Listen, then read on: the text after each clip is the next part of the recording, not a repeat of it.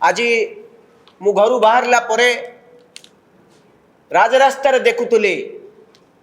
गोटे कथा लेखा जाइए ओडिशार विकास धारा सुओ छुटी ओडिशार 2 वर्ष भितर विकास धारा अब्याहत रही सुओ छुटी विकास बहुत द्रुत गति आगे जी ए प्रकार होर्डिंग करी मारी सेमाने बोधे विकास संज्ञा कौन जानती ना बोध हुए ए राज्यर मुख्यमंत्री कैबिनेट मंत्रीगण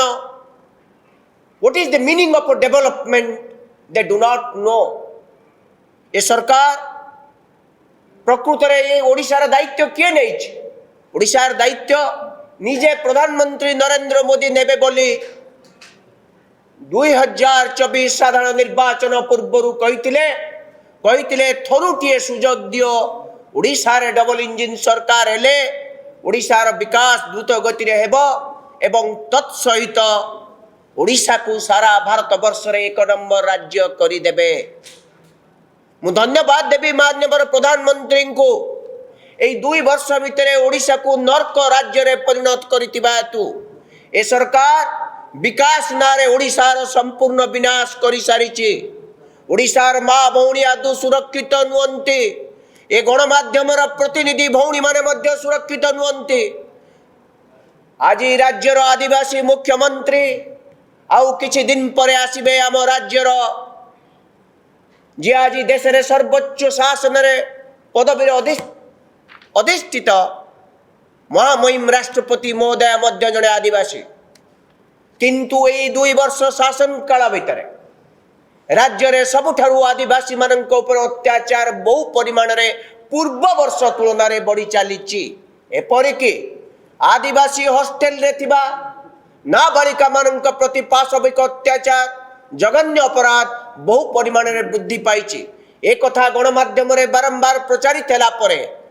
राज्य सरकार याकू नियंत्रण करि पारिले नाही नियंत्रण करिवारे विफल होइचंती। मु गोटिए गोटिए कथा कहिबी आसंता काली ओडिशा सरकार द्वितीय वर्ष हेबो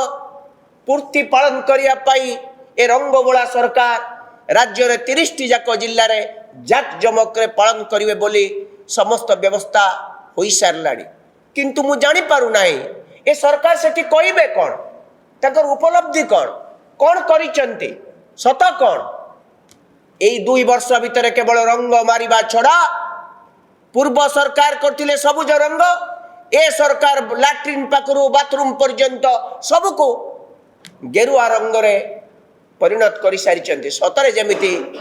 एई जो रंग बोला खर्च रे जो पैसा दिया खर्च होउची यहा बीजेपी दलर तांको पांठी पैसा यह ओडिशार जनसाधारण पैसा को एभली अपव्यय करने को कौन से निर्वाचित करूँ ये हूँ आम प्रथम प्रश्न। द्वितीय कथा ओडिशा सरकार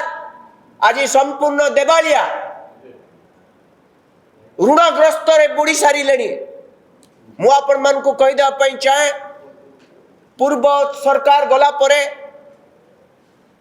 24-25 आर्थिक वर्ष रे राज्य सरकार 1,20,710 कोटी समुदाय ऋण कले। पूर्व सरकार 95,000 कोटी टंका ऋण करथिले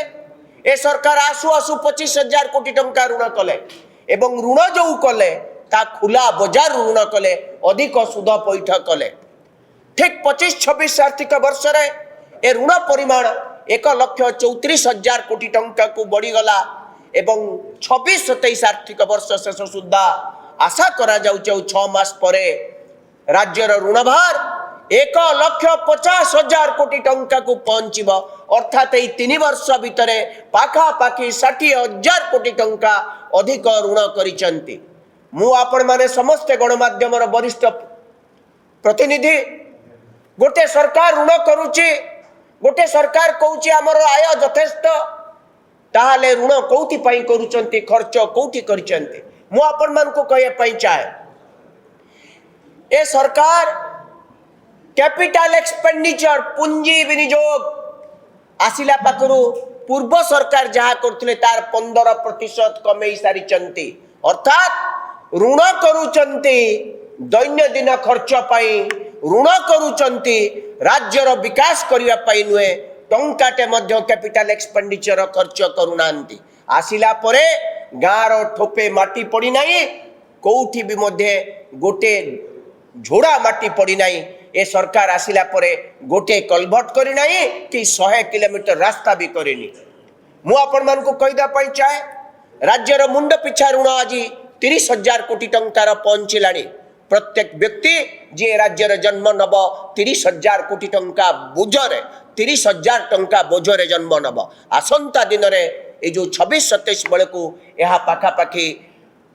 35,000 टंका को पहुंचीबा। जदि आपंक आम भिडटी भल लगा तेबे आम चैनल को लाइक शेयर सब्सक्राइब करने को जमा भी भूलु नहीं।